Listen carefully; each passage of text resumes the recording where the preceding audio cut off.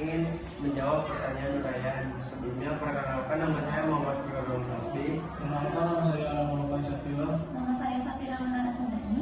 Nama saya Taisa Andini. Nama saya Sia Putri. Jawaban uraian nomor 1 yaitu penerapan Inflation Targeting Framework atau ITF di Indonesia dilakukan dengan menjadikan sasaran inflasi sebagai tujuan kebijakan moneter.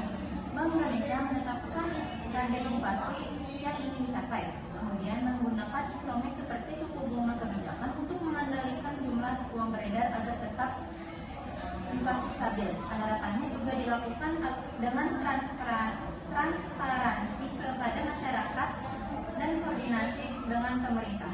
Lalu yang kedua, jawabannya, tingkat bunga dinaikkan saat inflasi tinggi atau jumlah uang beredar terlalu banyak. Lalu jawaban selanjutnya, tingkat bunga yang diturunkan saat perekonomian lesu atau terjadi penurunan aktivitas ekonomi agar masyarakat dan perusahaan lebih banyak meminjam dan berinvestasi dengan kegiatan ekonomi meningkat. Selanjutnya nomor 3, jawabannya kebijakan moneter kontraktif diberlakukan ketika kondisi perekonomian mengalami inflasi atau jumlah uang beredar terlalu banyak. Namun saat terjadi resesi, pemerintah dapat melakukan kebijakan moneter ekspansif dengan cara menurunkan suku bunga, menggali surat-surat harga, menurunkan cadangan kas minimum bank, dan mempermudah pembayaran kredit kepada masyarakat. Tujuannya agar jumlah uang beredar meningkat, investasi bertambah, dan kegiatan ekonomi kembali berjalan sehingga resesi dapat diatasi. Selanjutnya nomor 4, jawabannya adalah kebijakan moneter ekspansif adalah kebijakan untuk menambah jumlah uang beredar guna meningkatkan kegiatan ekonomi. Biasanya dilakukan saat ekonomi lesu atau resesi. Kebijakan moneter kontraktif adalah kebijakan untuk mengurangi jumlah uang beredar guna menekan inflasi. Biasanya dilakukan saat harga sedang naik terlalu tinggi.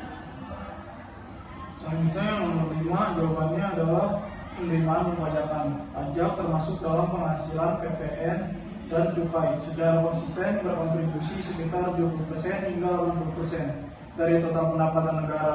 Jauh lebih besar dibandingkan penerimaan negara bukan pajak atau PNBP maupun hibah.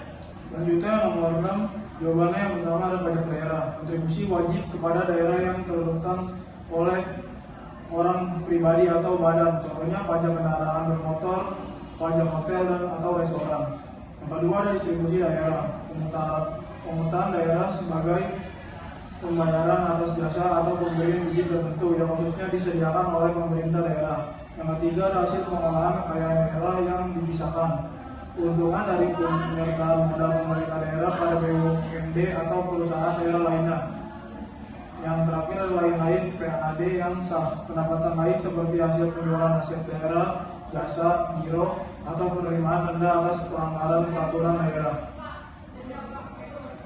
Selanjutnya nomor 3 instrumen utama kerjaan fiskal. Pajak iuran wajib kepada warga negara yang bersifat memaksa dan digunakan untuk membiayai pengeluaran umum, pengeluaran pemerintah, government spending, belanja negara yang digunakan langsung untuk membiayai operasional, penyediaan fasilitas publik dan pembangunan infrastruktur.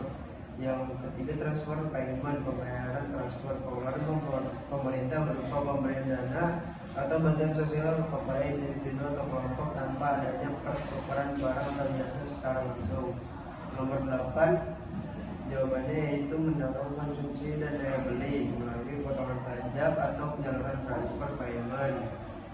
Lanjut nomor 2, penciptaan lapangan kerja, peningkatan pengeluaran pemerintah untuk pembangunan infrastruktur, menciptakan proyek padat, meningkatkan investasi, membangun fasilitas, dan penciptaan lapangan kerja, peningkatan pengeluaran pemerintah untuk pembangunan infrastruktur, menciptakan proyek-proyek padat karya dan menyerap banyak tenaga kerja dan mengurangi pengangguran, meningkatkan investasi, pembangunan fasilitas dan insentif fiskal, menciptakan iklim investasi yang lebih menarik bagi pihak swasta.